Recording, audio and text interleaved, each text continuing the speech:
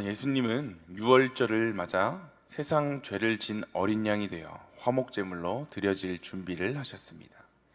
이 과정에서 예수님은 앞으로의 장례를 위해 쓰임받은 그러한 한 여인이 있었습니다. 오늘 본문 3절을 함께 읽어보겠습니다. 본문 3절입니다.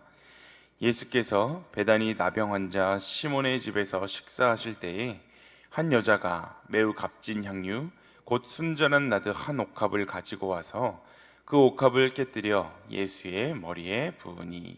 아멘. 예수님이 베다니 나병 환자 시몬의 집에서 식사하고 계실 때 한 여인이 들어왔습니다.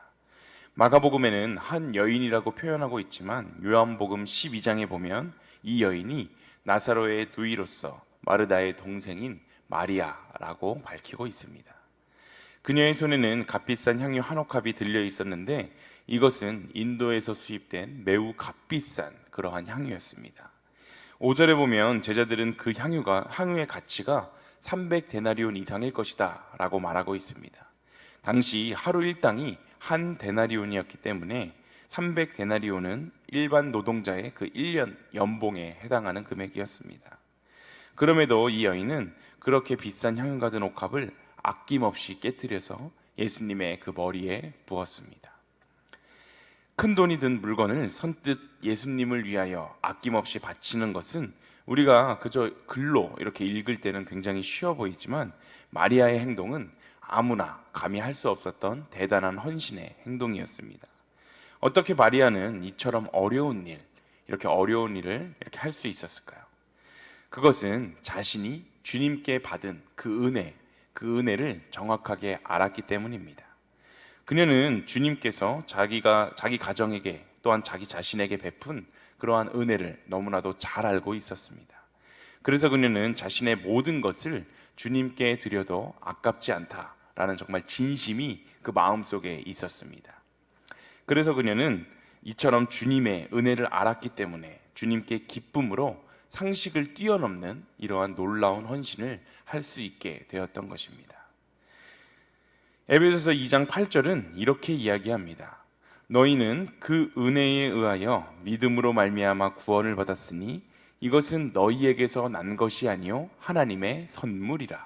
아멘. 우리는 전적으로 부어주시는 하나님의 은혜로 인해 믿음으로 구원을 받은 자들입니다. 이것은 우리의 어떠한 행위의 결과가 아니라 하나님께서 주신 선물이라는 것입니다. 우리 중에는 주님의 은혜, 그 하나님의 선물을 받지 않은 사람들이 아무도 없습니다. 바로 주님께서 우리를 위해서 자기 생명을 내어주심으로 우리가 이렇게 이 세상 속에서 안전하고 행복하게 살고 있는 것이지 않습니까?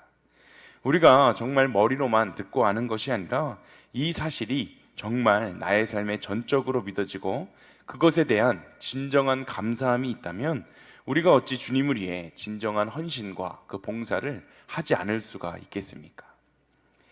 예수님은 마리아의 이러한 행동과 헌신을 기쁘시게 받으셨습니다.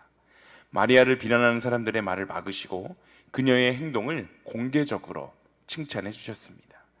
9절에 보면 예수님은 온 천하에 어디서든지 복음이 전파되는 곳에는 이 여자가 행한 일도 말하여 그를 기억하리라 말씀하고 계십니다. 마리아의 헌신을 기쁘게 받으셨던 그 예수님은 오늘을 살아가는 우리들의 헌신도 기쁘시게 받으시는 분이십니다. 우리는 예수님을 향한 사랑을 말이나 생각으로는 쉽게 표현할 수 있지만 우리의 물질과 우리의 시간과 우리의 재능까지 예수님을 위해 기꺼이 드리는 것, 이것은 정말 쉬운 일이 아닙니다.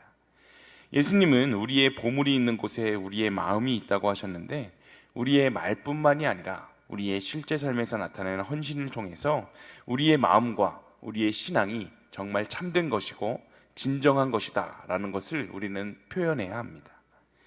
예수님을 진짜로 사랑하고 그에게 받은 것이 너무나도 커서 그것을 귀한 옥합을 깨뜨려 예수님께 헌신한 그 마리아처럼 우리 역시 인색함이나 억지로가 아니라 기쁘게 자원하는 마음으로 주님께 헌신해야 합니다. 진정한 헌신으로 하나님의 마음을 기쁘시게 해드리는 우리 일신교회 모든 성도님들이 다 되시기를 소망합니다. 유월절이란 유월절 어린 양의 피를 통해 구약 이스라엘 백성들이 애굽에서 구원되어서 해방된 날, 그날을 기념하는 날입니다. 영어로는 패스오버, 즉 지나가다, 뛰어넘다라는 뜻인데 출애굽 전날 밤 죽음의 사자가 애굽의 모든 처음 난 것들을 죽일 때 어린 양의 피를 문설주에 바른 이스라엘 백성의 집은 뛰어넘어감으로써 이스라엘 백성들은 구원을 받고 그 출애굽을 할 수 있었던 것을 기념하는 절기입니다. 그런데 이제 예수님이 이 땅에 오셔서 십자가에 달려 돌아가심으로 그 유월절의 의미가 바뀌게 되었습니다. 예수님은 당신이 모든 세상의 죄를 다 짊어지고 유월절 어린 양으로 희생되어서 동물들의 피를 이용한 불완전한 제사가 아니라 당신의 피를 이용한 완전한 제사를 드리셨습니다.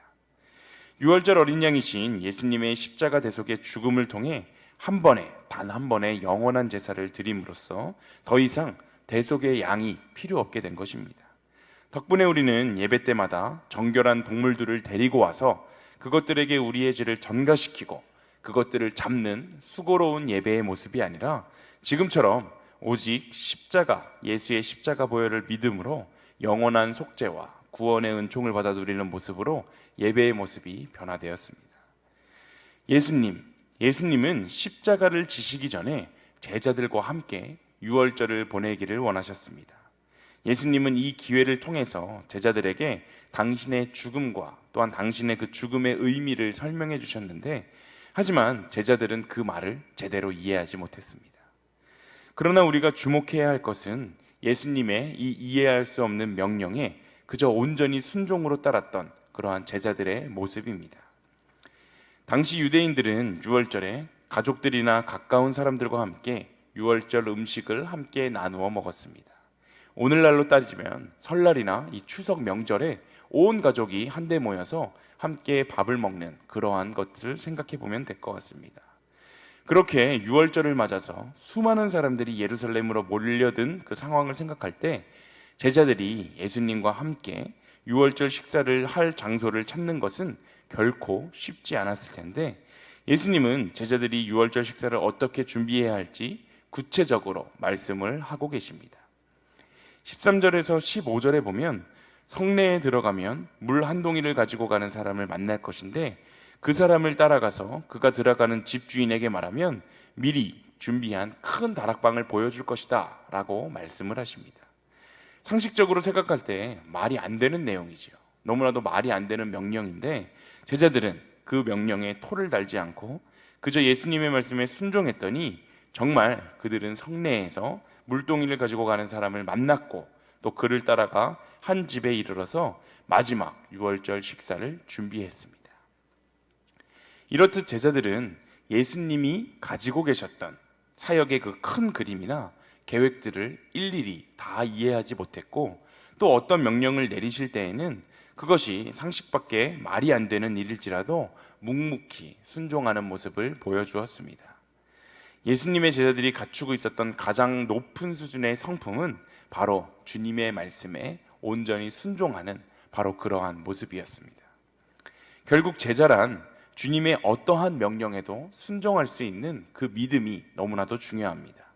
자신의 경험이나 자신의 지식의 범주에 비추어 보았을 때 이해가 되지 않고 또 전혀 상식 밖의 일일지라도 정말로 예수님께서 나에게 말씀하셨고 주님이 나에게 명령하신 것이라면 그것에 묵묵히 순종할 수 있느냐 없느냐로 우리는 진정한 제자인지 아닌지가 판가름 나게 됩니다.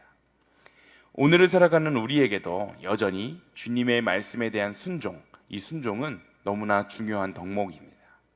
이해할 수 없는 명령에도 즉각적인 순종의 모습을 보여주었던 그 예수님의 제자들처럼 주님께서 우리의 마음속에 주시는 명령을 따라 또 선한 양심을 따라 선명한 말씀을 따라 우리도 주저함 없이 예수님의 말씀에 순종하며 우리의 일상의 삶을 살아내야 하는 것입니다. 또 이 상식 밖에 예수님의 명령과 제자들의 순종의 상황을 다시 한번 주목해 보겠습니다.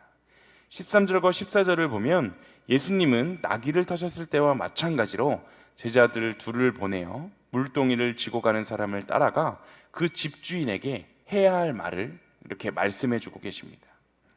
예수님이 집주인을 미리 알고 계셨는지 아니었는지는 우리가 정확하게 알 수 없지만 분명한 것은 그 집주인이 이미 큰 다락방에 자리를 펴고 준비를 다 해놓았던 그러한 상태였다는 것입니다. 제자들의 말을 듣고 준비를 시작한 것이 아니라 이미 예수님의 마지막 만찬을 위하여 객실이 준비되어 있었다라는 것입니다. 말씀을 믿고 살아가는 성도들은 의외의 곳에서 준비된 사람들과 또한 준비된 일들을 만나게 됩니다. 중요한 것은 주님은 우리에게 사명을 주시고 무엇인가를 명령하실 때 알아서 하라 라고 하며 우리를 세상 속에 던져놓으시는 그러한 분이 아니시라는 사실입니다. 우리를 부르시고 우리를 사용하기를 원하시는 그 하나님은 우리가 당신의 말씀에 순종하기만 하면 미리 예비해 놓으신 놀라운 사건, 또한 미리 예비해 놓으신 놀라운 사람들을 통해 우리가 그것을 할 수 있도록, 우리가 주님의 명령에 정말 온전하게 순종하면 우리가 그것들을 다 할 수 있도록 미리 준비해 주시는 그러한 분이십니다. 2022년을 이제 10여일밖에 남겨두지 않은 이때 우리에게 2023년에 새로이 맡겨진 또 사명들이 있습니다. 또 새롭게가 아니라 이전과 같지만 여전히 많은 사역들을 감당하게 되는 성도님들도 계십니다. 때로는 그러한 사역들이 나의 마음을 어지럽게도 하고, 또 때로는 도저히 내가 이것까지는 못할 것 같다라는 생각이 들어서 모든 것을 다 내던지고 예배만 드리며 그냥 주일 예배만 드리면서 살고 싶다라는 생각이 들 때도 있습니다. 그러나 우리가 반드시 기억해야 하는 것은 우리에게 귀한 사명을 주시고 그 헌신을 바라는 예수님은 그저 우리에게 사명만 던져놓으시고 팔짱 끼시고 하늘 위에서 우리의 삶을 지켜보시는 분이 아니라는 사실입니다. 우리를 너무나도 사랑하시는 그 하나님은 우리에게 사명을 주실 때 사명만 주시는 것이 아니라 사명을 감당할 능력도 허락해 주시고 또 사명을 감당할 지혜도 허락해 주시고 또 오늘 제자들이 경험했듯이 사람과 일들까지도 미리 준비해 주시는 분이심을 우리가 반드시 기억해야 합니다. 이 사실을 기억하고 우리의 신앙생활에 예기치 못한 어려움과 또 상식적으로 이해할 수 없는 일들이 찾아온다 할지라도 묵묵히 제자들로서 우리가 말씀에 순종하며 내게 주신 귀한 사명을 감당하시는 일신교회의 모든 성도님들 되시기를 소망합니다. 예수님의 이러한 비상식적인 명령에도 즉각적인 그 순종의 모습을 보여주었던 제자들이 있었던 반면에 제자 중에는 예수님을 배반한 그 가룟 유다도 있었습니다. 본문 18절은 이렇게 이야기합니다. 우리가 함께 읽어보겠습니다. 다 앉아 먹을 때에 예수께서 이르시되 내가 진실로 너희에게 이르노니 너희 중에 한 사람 곧 나와 함께 먹는 자가 나를 팔리라 하신대. 예수님은 유월절 식사 자리에서 제자 중 한 사람이 당신을 배반할 것이다 라고 미리 예고하십니다. 예수님은 상황에 떠밀려서 어쩔 수 없이 죽음을 맞이하신 것이 아니라 당신 스스로가 그 죽음을 택하셨고 하나님이 정해놓으신 구원의 계획에 따라 순종하며 움직이셨습니다. 예수님은 가룟 유다에게 악한 생각을 돌이키고 회개할 기회를 주셨지만 그는 끝내 돌이키지 않고 영원한 멸망의 길로 걸어가게 되었습니다. 가룟 유다 역시 다른 제자들과 함께 예수님과 가까이서 생활하면서 그분의 능력과 말씀의 권위를 경험한 사람이었는데 왜 그는 예수님의 말씀에 순종하고 예수님의 명령에 온전히 따르지 못하고 결국 예수님을 배반하고 영원한 멸망의 길로 걸어가게 되었던 것일까요? 예수님을 믿고 따르는 것이 순수하지 못하고 또 무엇인가 바라는 다른 동기가 있었기 때문에 그는 결국 예수님을 배반할 수밖에 없었던 것입니다. 예수님을 따랐던 많은 무리 중에는 단지 육신의 배부름만을 위해서 그분을 따랐었던 그러한 사람들도 있는데 이렇게 우리가 세상적인 욕심이나 이기적인 동기로 주님을 따르고 또 교회에 나오게 되면 우리도 우리의 그 욕심이 채워지지 않을 때 언제든지 예수님을 원망하며 예수님을 저버리며 예수님을 배반하는 가룟 유다와 같은 삶을 살 수도 있다는 것을 우리는 기억해야 합니다.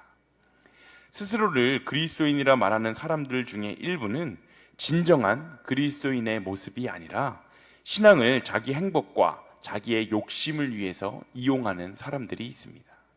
그들은 온갖 종교 행위를 동원해서 자기에게 필요한 것을 얻어내는 것, 바로 이것이 신앙생활인 줄 알고 있습니다. 예수님을 따르지 않는 사람들도 나름대로의 꿈이 있고 비전이 있습니다. 그리고 그 꿈을 이루기 위해 그들도 열심히 공부하고 또 열심히 일을 합니다.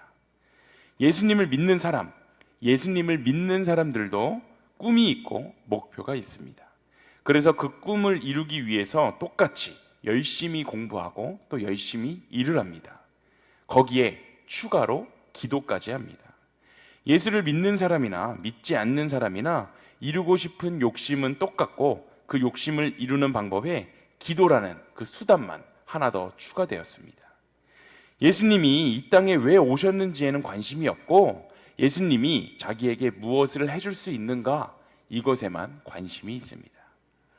오늘 이 시간 우리에게 주신 말씀 앞에 우리 마음속 깊은 곳에 있는 신앙의 동기가 과연 무엇인지를 점검하시고, 내가 혹시 예수님을 따르는 것이 정말 예수님이 나의 죄를 대신하여 십자가에 달려 돌아가시고 나를 살려주셨음에 감사함인지, 아니면 종교를 이용하여 나의 삶에 복을 받기 위함인지 점검하시는 시간이 되었으면 좋겠습니다. 그리하여 혹시 나의 신앙에도 예수님께 받은 그 사랑과 은혜로 순수하게 감사하고 순종하며 헌신하는 모습이 아니라 좀 다른 그러한 모습들이 있다면 회개하고 나의 신앙의 동기를 정말 하나님께 감사하는 것으로 맞추어서 나의 삶의 우선순위가 언제나 하나님 아버지가 되는 그러한 진짜 신앙인으로서 나의 삶을 한 번 더 결단하시는 이 새벽 시간이 되시기를 간절히 소망합니다. 우리 함께 찬송가 123장 함께 찬양하겠습니다.